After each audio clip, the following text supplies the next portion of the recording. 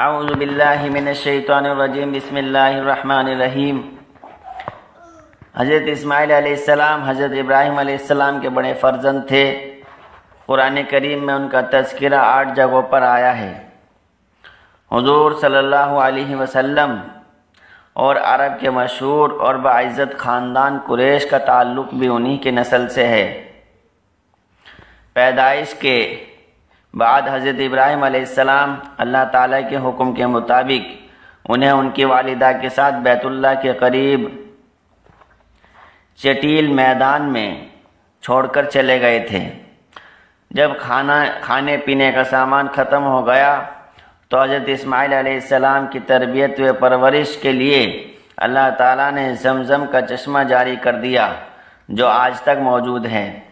اتفاق سے بنو جرہم کا ایک قافلہ ادھر سے گزرا تو اس چشمے کو دیکھ کر حضرت حاجرہ علیہ السلام سے اس جگہ بسنے کی اجازت چاہی۔ اجازت ملتے ہی بیت اللہ کے آس پاس ایک بستی آباد ہو گئی۔ جب اللہ تعالیٰ نے حضرت ابراہیم علیہ السلام سے حضرت اسماعیل علیہ السلام کی قربانی طلب فرمائی تو دونوں بخوشی تیار ہو گئے اور باپ بیٹے کو قربان کرنے کے لیے چل پڑے۔ جب چھری گردن پر چلنے لگی تو اللہ تعالی نے خوش ہو کر اس کی جگہ جنت سے دمبا بھیجا، پھر اس کی قربانی کی۔ چنانچہ اس کی یاد میں عید الاضحیٰ کے موقع پر جانور کی قربانی کا سلسلہ ہمیشہ کے لیے جاری کیا گیا۔ پھر قبیلہ بنو جرہم میں حضرت اسماعیل علیہ السلام کی شادی ہوئی۔ حضرت اسماعیل علیہ السلام نے 137 سال کی عمر میں وفات پائی اور اپنی والدہ ماجدہ کے پہلو میں حرم شریف میں دفن ہوئے۔ نمبر 2، حضور صلی اللہ علیہ وسلم کا معجزہ۔ جس وقت کفار قریش نے آپ صلی اللہ علیہ وسلم اور آپ صلی اللہ علیہ وسلم کے صحابہ رضی اللہ عنہم کا بائیکاٹ کر دیا تھا تو آپ صلی اللہ علیہ وسلم اس عہد نامے کے متعلق جس پہ بائیکاٹ کی دفعات تھی یہ خبر دی کہ اسے کیڑوں نے کھا لیا اور اس میں صرف اللہ کے نام کو باقی چھوڑا۔ لہذا یہ سن کر ابو طالب نے کفار قریش کو بطور چیلنج کے کہا، اگر میرے بھتیجے کی یہ بات غلط ہے تو میں ان کو تمہارے حوالے کر دوں گا۔ چنانچہ جب ان لوگوں نے اس عہد نامے کو دیکھا تو ویسے ہی پایا جیسے کہ خبر دی گئی تھی۔ نمبر 3، ایک فرض کے بارے میں۔ قرآن میں اللہ تعالیٰ فرماتا ہے اگر تم بیمار ہو جاؤ یا سفر میں ہو یا تم میں سے کوئی شخص اپنی طبعی ضرورت یعنی پیشاب پاخانہ کر کے آیا ہو، اپنی بیوی سے ملا ہو اور تم پانی کے استعمال پر طاقت نہ رکھتے ہو تو ایسی حالت میں تم پاک مٹی کا ارادہ کرو یعنی تیمم کر لو۔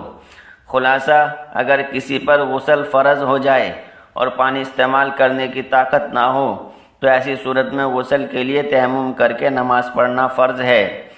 اور تیمم کا طریقہ یہ ہے کہ پہلے نیت کرے، پھر ایک مرتبہ دونوں ہاتھوں کو مٹی پر مار کر اپنے منہ پر پھیرے اور دوسری مرتبہ دونوں ہاتھوں کو مٹی پر مار کر کوہنیوں تک پھیر لے۔ نمبر 4، ایک سنت کے بارے میں۔ رسول اللہ صلی اللہ علیہ وسلم جب کوئی خوشی کی بات دیکھتے تو یہ دعا پڑھتے، الحمدللہ الذی بنعمتہ تتم الصالحات۔ ترجمہ، تمام تعریف اللہ کے لیے ہیں جس کی نعمت سے تمام اچھائیاں مکمل ہوتی ہیں۔ نمبر 5، ایک اہم عمل کی فضیلت۔ جمعے کے دن سورہ کہف پڑھنا۔ رسول اللہ صلی اللہ علیہ وسلم نے فرمایا جو شخص جمعے کے دن سورہ کہف پڑھے گا اس کے لیے ایک جمعے سے دوسرے جمعے کے درمیان ایک نور چمکتا ہوگا۔ نمبر 6، گناہ کے بارے میں۔ قرآن میں اللہ تعالیٰ فرماتا ہے ہر اس جھوٹے گنہگار کے لیے بڑی تباہی ہوگی جو اللہ کی آیتوں کو سنتا ہے جب وہ اس کے سامنے پڑھی جاتی ہے پھر بھی وہ تکبر کرتا ہوا اپنے کفر پر اسی طرح اڑا رہتا ہے، گویا اس نے ان آیتوں کو سنا ہی نہیں۔ تو آپ ایسے شخص کو دردناک عذاب کی خبر سنا دیجیے۔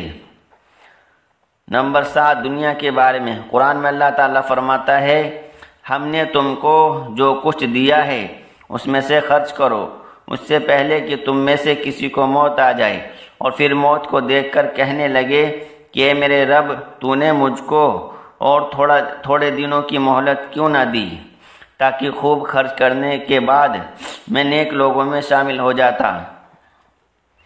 نمبر 8 رسول اللہ صلی اللہ علیہ وسلم نے فرمایا جہنم کو قیامت کے روز 70,000 لغاموں کے ساتھ لایا جائے گا اور ہر لغام کے ساتھ 70,000 فرشتے ہوں گے جو جہنم کو گھسیٹ کر لائیں گے۔ نمبر 9 طب نبوی سے علاج۔ رسول اللہ صلی اللہ علیہ وسلم نے فرمایا گائے کا دودھ استعمال کیا کرو کیونکہ وہ ہر قسم کے پودوں کو چرتی ہے اس لیے اس کے دودھ میں ہر بیماری سے شفا ہے۔